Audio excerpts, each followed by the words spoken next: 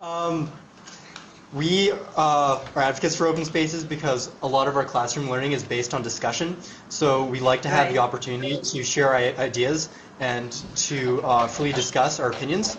So I think it's better than lecture learning, for example, because then we can see many different viewpoints. So I think we're going to definitely incorporate that into our structure. I'm sorry, Grace. You'll have to repeat it because I couldn't hear it very well. Okay. Could you repeat what was said just now? Yes. So he was saying they enjoy open classrooms in regards to the academic sense, where they enjoy having an open discussion, where they are able to have open dialogue amongst their classmates and their teachers. But I think your question was more towards the physical classroom, correct? Right. So Westmount Charter, maybe you can share with Yasmin what your school building looks like. Is it a closed classroom? Is it a building? Is it an open space classroom? What does your physical facility look like when you go to school day in and day out?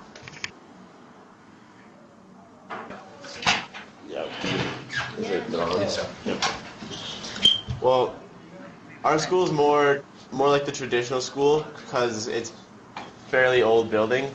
When I say fairly old, I mean really, really old, and it sucks. But just older than you, I would imagine. It doesn't look too old to me. Oh, much older than me. That's a little insulting. No, but it's pretty much the epitome of conventional learning facility. But the style of our school and our faculty is worked really hard to change it and renovate it as much as possible so we could utilize our particular style of learning here. Okay. Now, I maybe Grace, I should get on with first the what the lesson is about. The lesson is about, I think, two things. One is how do you measure things, and the other is what Grace mentioned earlier about the site. I just thought I'll show you a few of the images of buildings that I have done, because the context of a site is very, very important. It depends where you're designing, for whom you're designing, and how do you site a building. So I'll show you some of the state-of-the-art buildings, a couple of them that I did in the 1980s. इसको चला देंगे आप अभी? चला दें? हाँ, शुरू से. And if you can just see, the images may not be very sharp because I had not informed them and I brought my laptop, and you probably can't see very much in this, but there it is. पहली building भी दिखा दीजिए. पहली number 1. अच्छा, आगे चलें.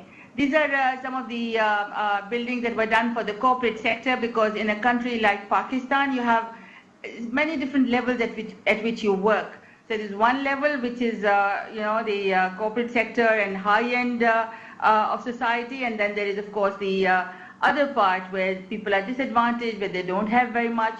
And an architect gets a chance in our part of the world to look at all the different aspects and to be able to design for many different kinds of groups. So there are a couple of buildings that I've got here which are for the corporate sector. I hope they come through, and then I will go on to show you something that is for the people who are disadvantaged. आगे चलते जाइए, तो आप वही दिखा रहे हैं बार-बार, और दिखाइए. आगे चलिए. So these are buildings in Karachi primarily. I use a lot of spaces where I can bring the wind in, and I have a lot of atriums where you can, it's open to sky. Now those were the earlier ones, were the corporate sector. Now I come to low-income housing. So you can see the whole architecture is very different. This one now is a mud building. That again is different. It's done with mud brick, which is very good insulation for buildings. This particular one is in the earthquake area, so it's with stone and mud. This again is the earthquake area, so we have timber trusses. This in fact is a school which has classrooms but also had a lot of open space. And this is a view from the top. This is another classroom right in the middle of this mountainous area. And let's see if we can see something else. आगे जरा चलिएगा. Yeah, अच्छा. So I'm sorry, but there's some more images that don't seem to be coming through. But I thought this will give you an idea as to how when you design a building, the kind of building you design, and then how do you site it according to the site conditions. If I design, for instance, for a city, it's a different kind of building altogether, as you saw in the office buildings. And when I design for the earthquake area, or if I design for rural area, it'll be with mud brick, it'll be with stone and lime and mud, and so on and so forth. So when you are thinking in terms of your school buildings or areas that you want to study in, you've got to see what it is finally for, and how can you bring the outside into the inside. If you want to discuss this a little bit, that might be a good idea. Do you have any questions on this at all? Yeah, we have one question in particular where how hard is it when you're taking the needs of the people versus their culture, and how do you build a building taking both aspects in mind? Thanks. Well, you know, each culture is different, and this is what is wonderful. Even in Pakistan itself, there are many different groups that reside here, so there's a lot of diversity. And then the climatic conditions are such that you need to respond to those as well. Then, as we said, the site conditions are such, and cultural norms have to be taken into consideration. Because I try to save cultural heritage, so for me, traditions and culture are extremely important. And we try to see how we, weave something around those particular factors. Unless we take care of all the different requirements for the people who actually are going to use the building will not work very well. And I always say this, and I'd like to say it to you as well, that as an architect, we dream a lot, we have our concepts, and we want to do something fantastic.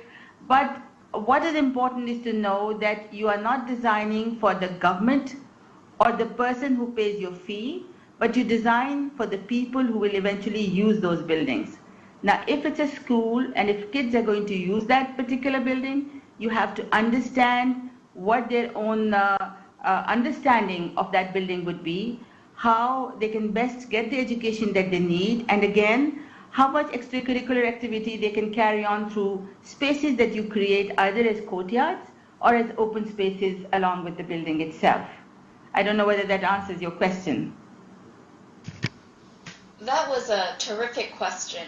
And I think in light of this discussion, we want to get to know one another. So please state your name before you speak so we can get to know one another in a more intimate level.